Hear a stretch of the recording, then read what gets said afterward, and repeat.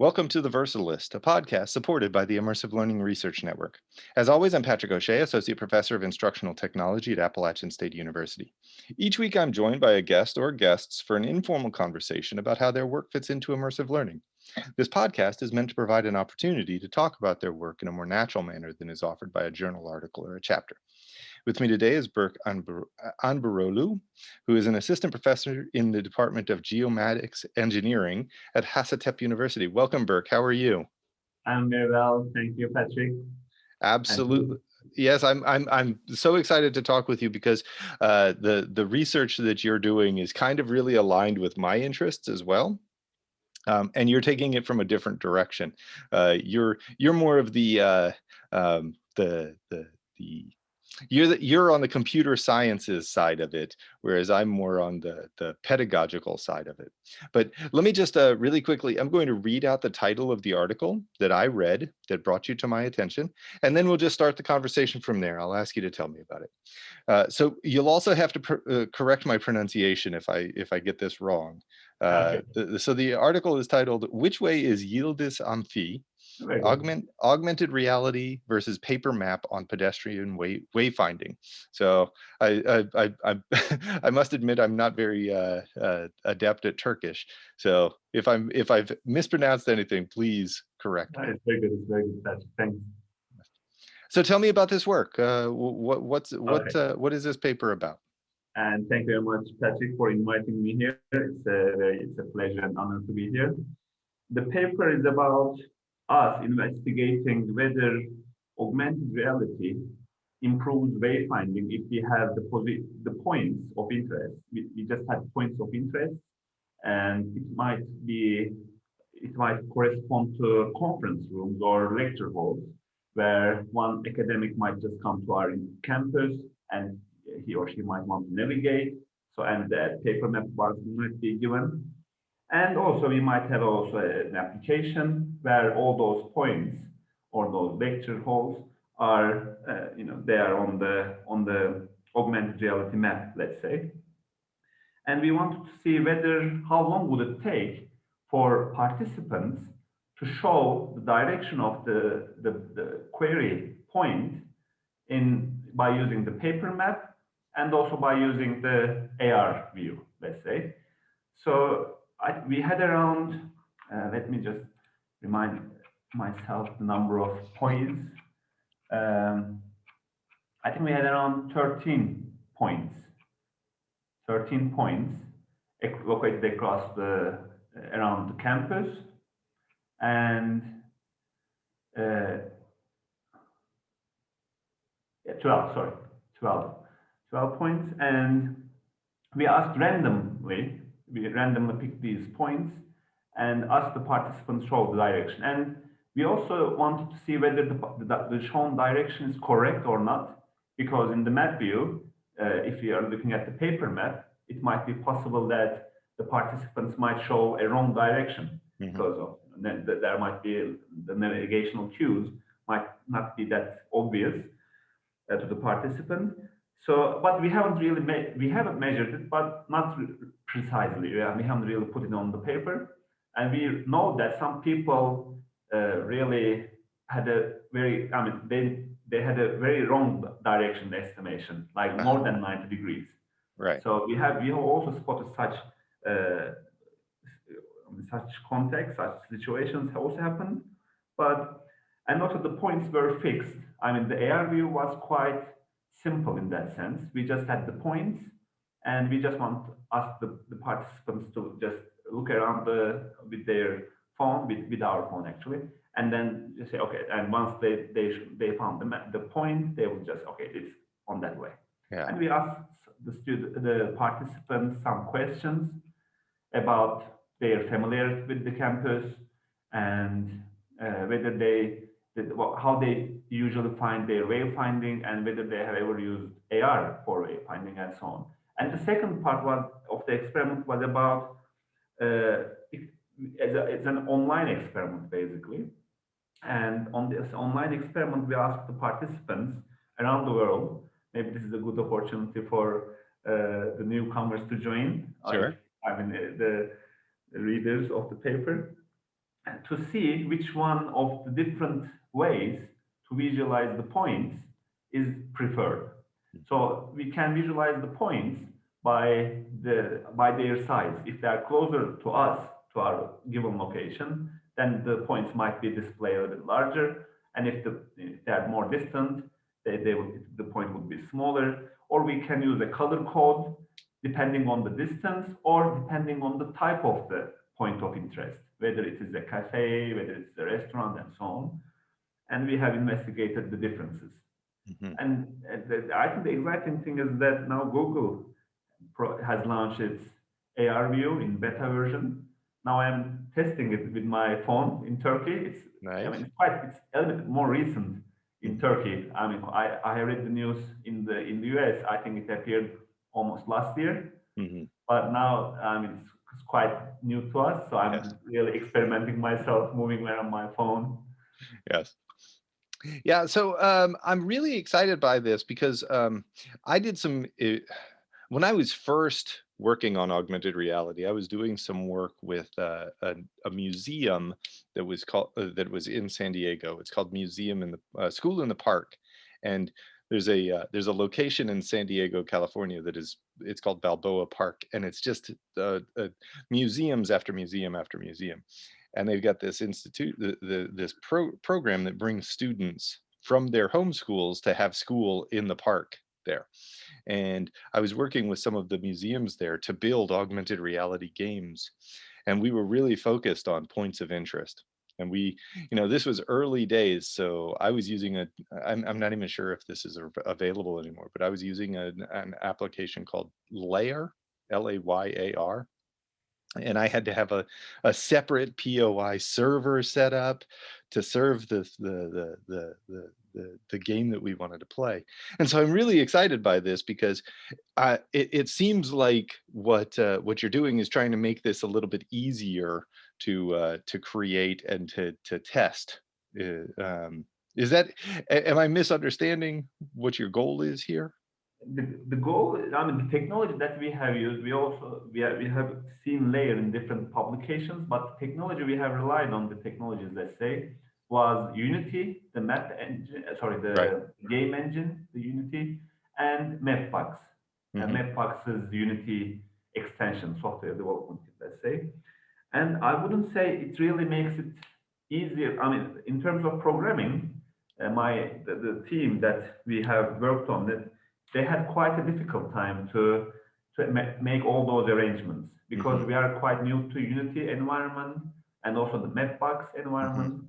And we also wanted to modify the characteristics of the points, like changing their color or changing their size, which kind of was confusing. And also the one of the other aspect was we had to we have to open our phone, we have to launch the app by as when it points to the north.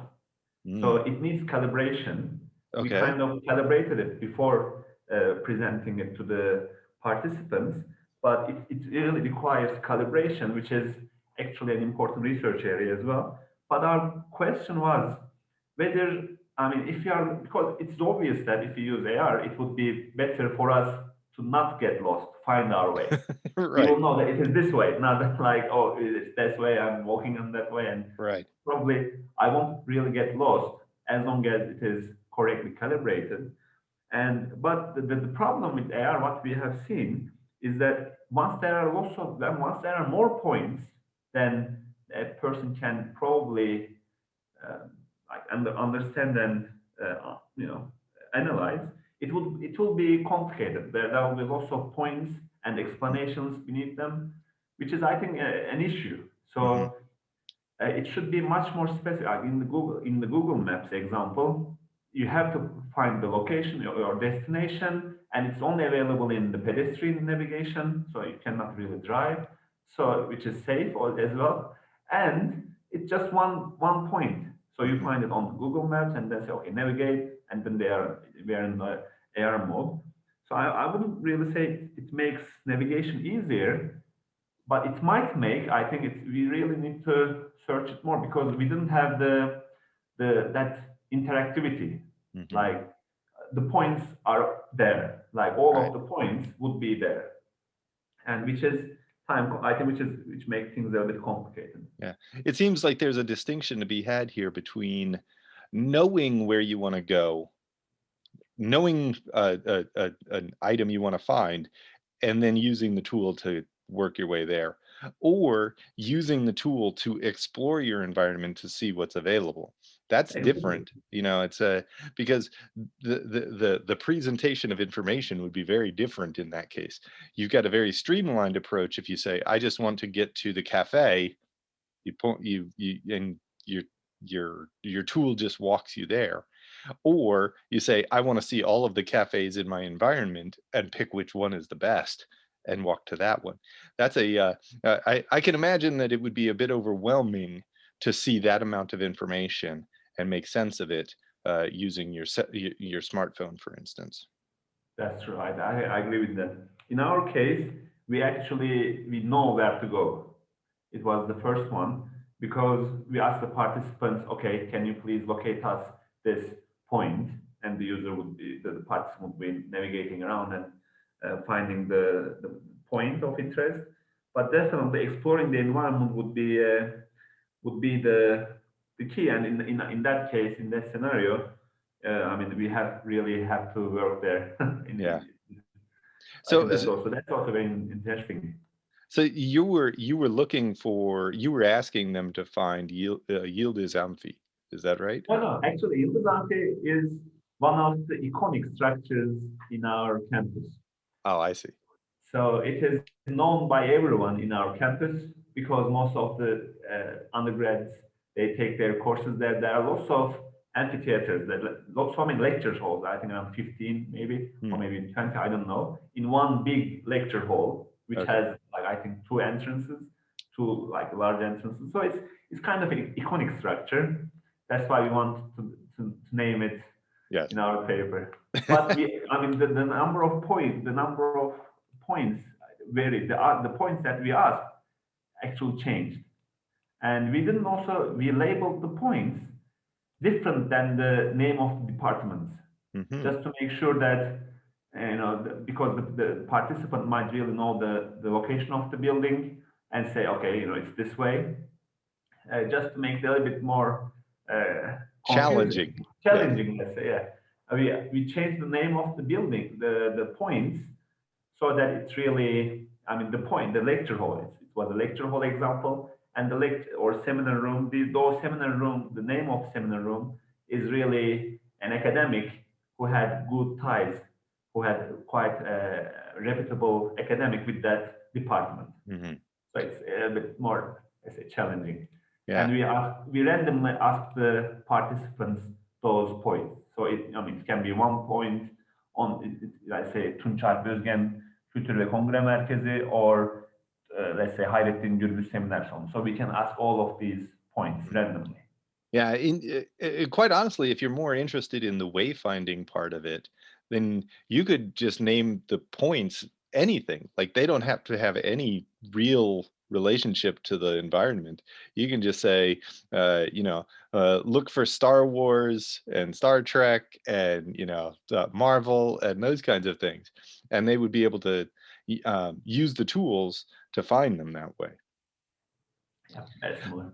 So let me ask, because I'm also another thing about me. I was a geography undergraduate.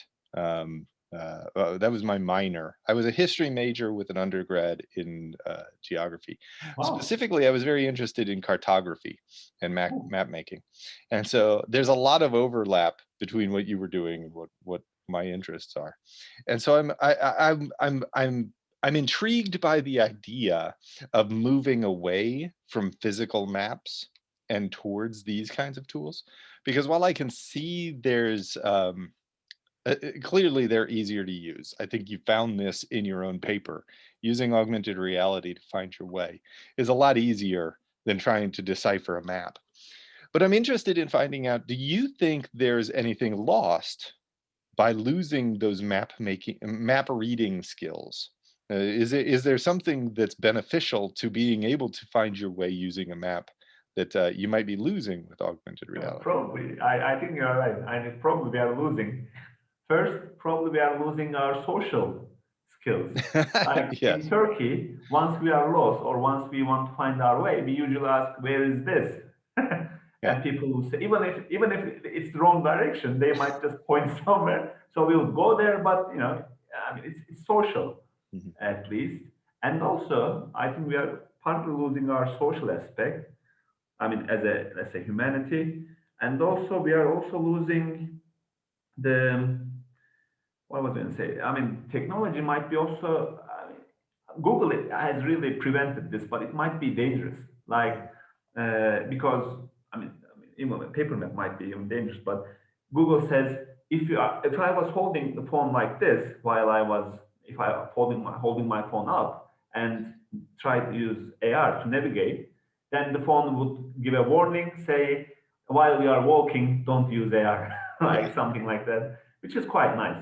So I have to put my phone down, and then I would walk there. And once I stop, then I can look at my phone, which is quite nice. But also one of my colleagues also mentioned something like this, that I would be really like intrigued to check my phone all the time whether I'm on the correct direction.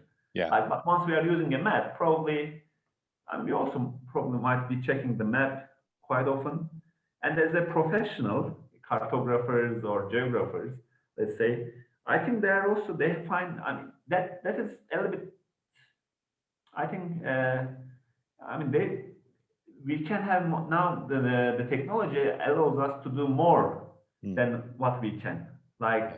more like probably a better way of making the maps, Yeah. which is not really possible by hand drawing or you know um, the more traditional ways. But in that case, I think it's more exciting Yeah. as a geographer or as a geomatics engineer. I think it's a bit more exciting. But as a human, as a normal citizen, I think it's a very I think deep question to discuss. Yes. Well, But this is the purpose of this podcast, is to talk about the deep questions. See, I'm interested because also one of the things we found while I was doing my postdoctoral fellowship was that we were using map-based AR. And so the students we were working with were not using their device as a viewfinder, looking through it to see the points. They were following themselves on a map. And so they had to orient themselves in the physical space and move themselves so their avatar on the device moved in the right direction to interact with points of interest. And one of the things we found was that there was this screen blindness where people were so intent on their device that they lost track of their physical environment to their own detriment. Often, like you were saying, like Google will say, do not use this while you're walking because it's dangerous. You walk into traffic or something like that. And so I'm interested in how do we facilitate using these tools while also doing it safely?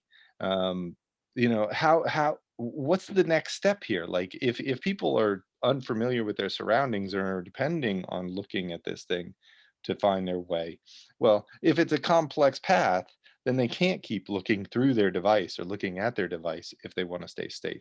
So what are the alternatives here?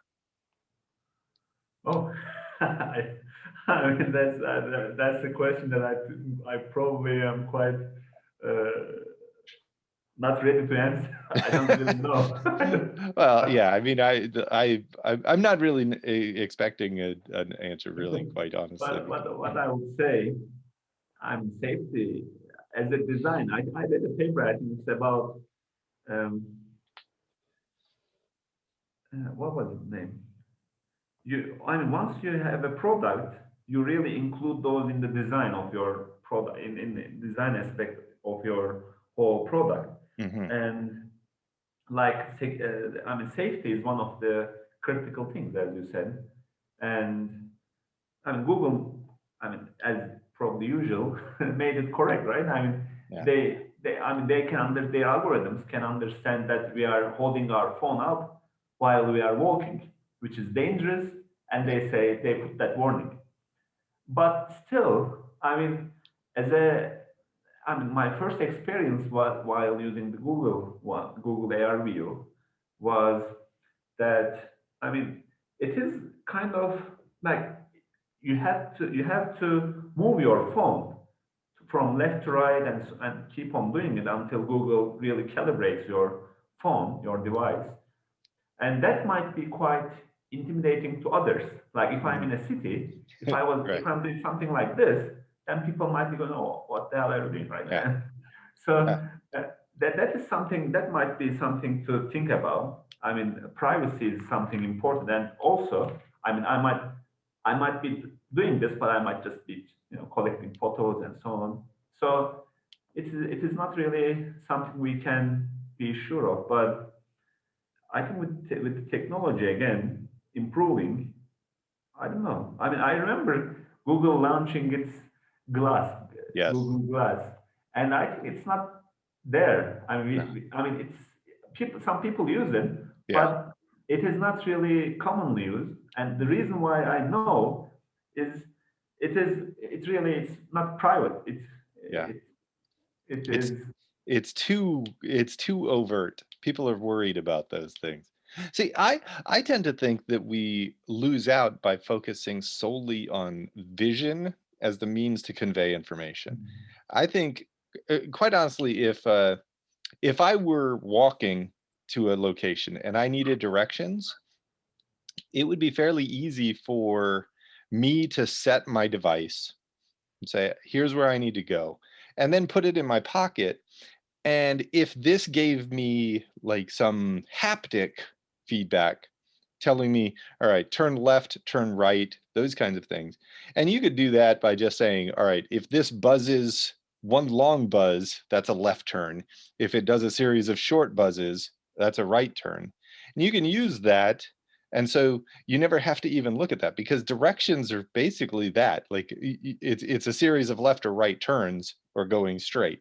That's really, so if you're not feeling anything in your pocket, you keep walking straight. Yeah, If you yeah. feel, you I know, think that's I think that's also a very interesting point, which I I also read some papers, people researching on those kind of tactic messages using AR. And but I don't know about I don't know, I'm not really aware of any paper, any research particularly on wayfinding on by using these haptic messages, which would surely be interesting, as you said. And different signal types yeah, might say, okay, turn left, turn right, which I wouldn't be looking. And you are definitely right. But I think the definition of, okay, in the air, because yeah, you are right that we are always thinking of vision. Once, I was always yeah, mostly inclined to think about vision. That's right. yeah. Well, I mean, it's one of those things we're used to our phones buzzing in our pockets to let us know we're getting a notification of some sort. And so why not do the same thing for the travel kinds of events? But Definitely, that, yeah. you know, Yeah. these are the kinds of ideas that I have that I don't have the technical skills to make happen. So, you know, I don't know, Uh, like, I don't know what, Hopefully, we can initiate a common project, maybe. there you go. Yeah, yeah, Absolutely. that would be very interesting. So what's next for you in terms of wayfinding? Are you like I know you're interested in geospatial data management and in space spatiotemporal data mining. Yes. Um, uh, so what are you going to continue working with augmented reality and wayfinding, or is this just a small area that you're like interested in, but you've got bigger fish to fry? Actually, I'm at the moment. I'm not. As a research group, we haven't really been working on this AR for a while. This was really a graduation research project. Two of my students worked on this project, and I'd really like to work on AR. But what we have found is that it is quite difficult, especially to make it quite commonly used. Like we wanted to make an app on the Google app store, and that really proved to be very difficult Hmm. because we could have the APK file from, we can get it from Unity and we can use it on our phones. But once we want to make a Google app, sorry, an Android app, that was very difficult. And my student, because there were problems with Mapbox, with Unity, and these technologies were quite, I mean, they are quite still quite recent technologies. Hmm. So probably, I mean, it really, we will see, but it was quite an exciting area. Yeah. And as you said, there are many opportunities to investigate further. And if I would like to, if I had the chance to continue, I would probably try to be more interactive. I mean, I'm afraid still in the vision side, but maybe hopefully we will go to other our other senses, and most importantly, as you said, the feeling, like the from the buzz. But um, and I would really like to continue in terms of the interactivity between the phone and say, okay, I want to go to a cafe and really do it on my phone while Hmm. by just you know with the visual cues. But Yeah. probably it's in the coming years. It's not. We don't have any project running on at the Yeah. moment, I'm afraid. No, no, no. Listen, I understand that there's competing desires and competing. We all. I call this making oxygen choices. It's like climbing a mountain. You have to choose what you emphasize if you want to get to the top of the mountain. So I completely understand it. So it's always amazing how quickly these conversations go. We've already been talking for almost half an hour. So I think now might be the time to transition into our concluding segment, which is called the fix. And this is where I ask you a fairly straightforward question that's either deceptively easy to answer or deceptively hard. And that is, what is it you're trying to solve with this work? What is it you're trying to fix here? The fix is people might get lost in by using their, let's say, paper maps. And in our paper, we want to solve this problem by, or especially in an urban environment, or once they are in a place where they don't really know. And if we use AR, it might improve their chances to find their way. I mean, and this is really and it's really what we found was it reduces the time to find where the point really lies. So that was our fix, I guess. Yeah, how much training did people need to use the app? Like, was this something they could just install and get going, or did you Yeah, have to exactly. I give mean, them a it walkthrough? was no training at all actually, because people are quite. Once we show and tell them, okay, the points are on the phone, just have a look at it. It's very easy to. Hmm. It's very from our instinct we can really see. Okay, Yeah. we can really understand. It really needs no training, but the calibration part, I think, is the most difficult part. And also, the second difficult part was we had seen some real-time errors.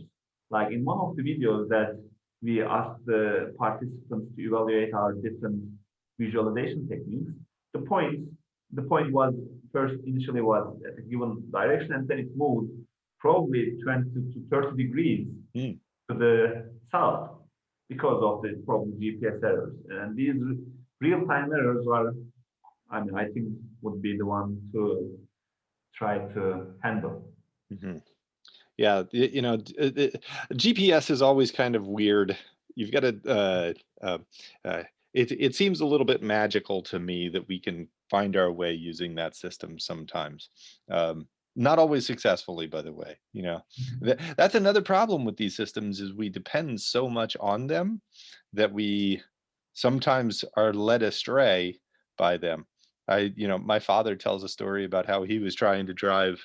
Um, a fairly long drive, like multiple hour drives to a location he wasn't really familiar with. And he was using a GPS signal on his device. And it had an outdated map and got him lost. And so So he was not so happy with the technology at that point. Um, but I think it's a moving target a bit, isn't it? yeah, definitely, yeah. Yeah. I mean, really a moving target, I guess. Well, yes, thank you for this. This was very interesting. I look forward to continuing to hear more about your work because it's not just augmented reality and wayfinding that I'm interested in. The whole idea of using geospatial data to make sense of our world. It's the wave of the future. Quite honestly, we're going to find more and more of that being used. So. Uh, I'm really glad to be here, Patrick. So hopefully we'll meet again. Absolutely. Okay, so the Immersive Learning Research Network can be found at immersivelrn.org, and this podcast can be found at the resources section of that website or by searching for the Versatilist at podomatic.com in Apple Podcast, Google Play, or through Stitcher. If you like what you hear, please rate and review us because doing so does help to attract new listeners. If you have any thoughts, comments, or questions, or wish to be part of the conversation, please contact us through the iLearn website or at our email address, which is versatilistpodcast@gmail.com. Berk, thank you again for taking the time to talk with me. This was fantastic. Thank you very much, Patrick.